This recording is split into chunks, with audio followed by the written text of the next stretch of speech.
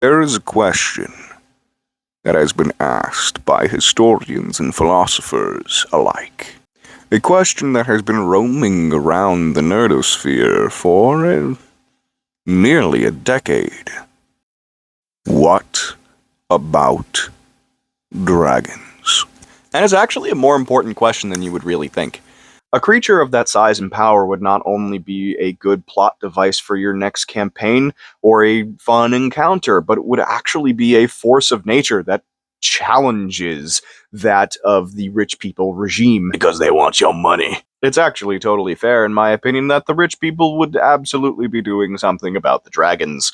Because if I had a giant fire-breathing lizard eyeing my piggy bank, I would also hire some flipping guy to figure out how to make that fire-breathing lizard proof.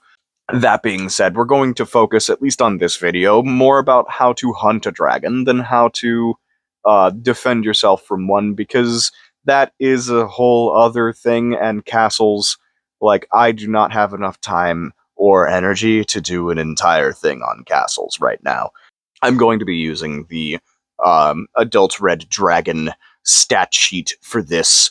Of course, we're going to be looking at this through a realistic context, so I'm going to translate some of the game statistics into what that would mean for real life. So let's start with its size. Of course, they are considered huge. 25 by 25 by 25. What does that actually mean for real life statistics? Well, dimensions-wise, it would be longer than a school bus, taller than a giraffe, and 30 and 45,000 pounds. That's almost as big as your mom. At their top speed, they're moving 160 feet per turn, roughly translates to about 19 miles per hour, which is genuinely terrifying, not to mention with teeth roughly similar to that of a Tyrannosaurus Rex, meaning, the size of my head. An AC of 19 means that its natural skin, body mass, and size makes it as difficult to hurt it as it to hurt somebody in full plate armor. Well, slightly more difficult, actually. A not insubstantial 256 HP. And then, of course, there is the breath weapon, the pistole résistance, that I can't do a French accent to save my life, is the breath weapon at a 60-foot cone, and thus capable of destroying an entire Roman phalanx position in under 6 seconds. You are a member of a relatively experienced adventuring party. You and your other 4 companions are making your way to hunting a dragon, one that has been spotted terrorizing the area. With some reconnaissance and information given by locals, you have found its lair. The only thing left to do is create a plan. Obviously, the most important thing for how you are going to kill something is what you're going to kill it with, correct? Well, let's start with what is probably the most obvious thing that you would probably want to take to kill a dragon: ranged weapons. Obviously, you're fairly limited for Dungeons & Dragons, given that you don't have, guns. Your best bet is actually going to be something more modern that you could actually still make with medieval technology, that being the modern compound bow or crossbow. The only real difference between a modern crossbow and a pre-modern crossbow, or compound bow, etc., are the pulleys. I wanted to call them lugs for some reason. That's not what that is. Basically doubling the range of either of those items while also increasing the damage. This means that you could drive an arrow in hard and deep, like my very much absolutely find a sort of gnomish artificer who is capable of putting something like that together. Well, so we have the thing who's actually throwing the arrows. What do we want for, the arrows? Take some inspiration from the hunters of various types of megafauna from around the world. That just means big animals, by the way.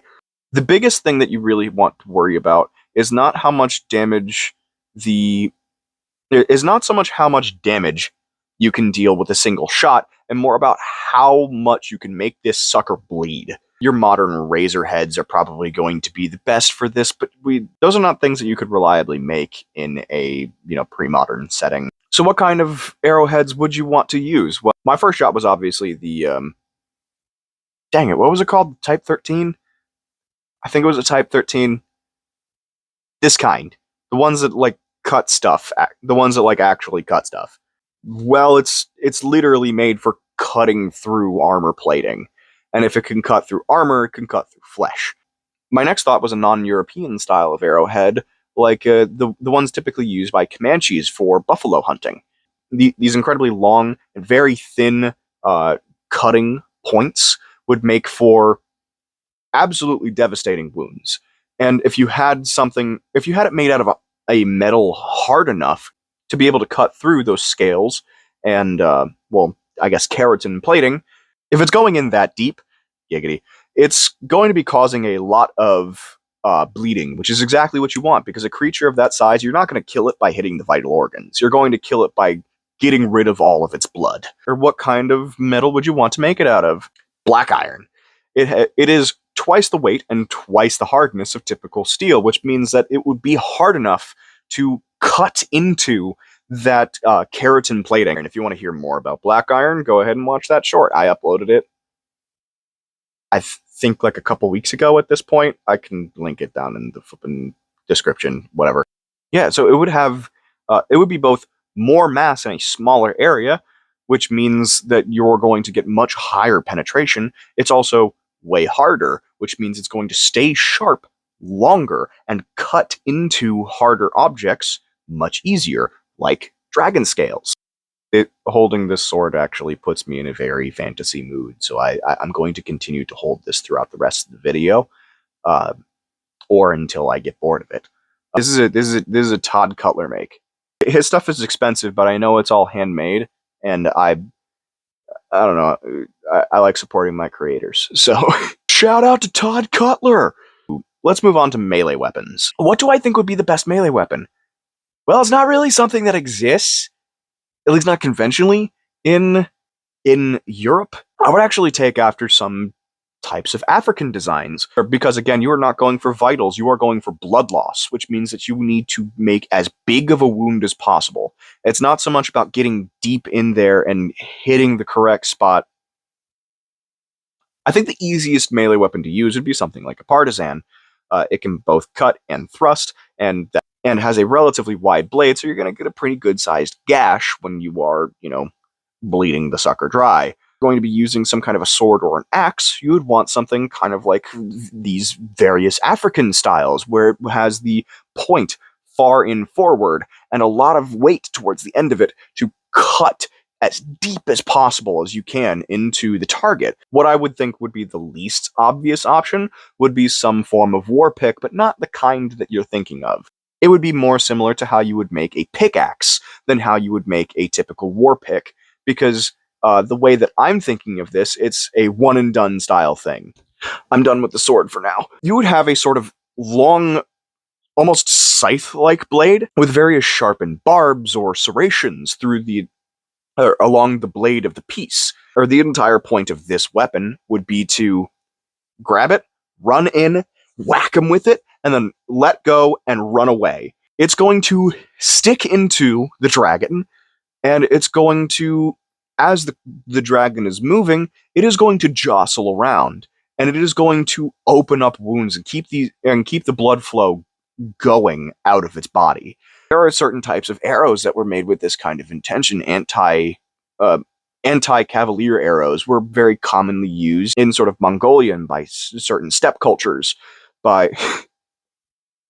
Oh no, steppe culture, I'm stuck in the washing machine. They would land inside the horse or inside of the horse archer, and as they were, jostling around, it would just be digging its way out of the wound. And I think something like that could be translated into a dragon hunting context very easily with these one-and-done style of war picks.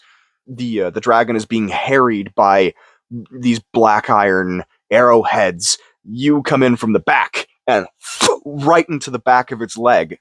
And then every time that it moves, it's making that wound bigger. And the large barbs would keep it from working its way out. This would cause not only immense pain to the dragon, but also a very, very significant amount of blood loss, which is exactly what we want. Well, now that we've covered both ranged weapons and melee weapons, let's go on to armors.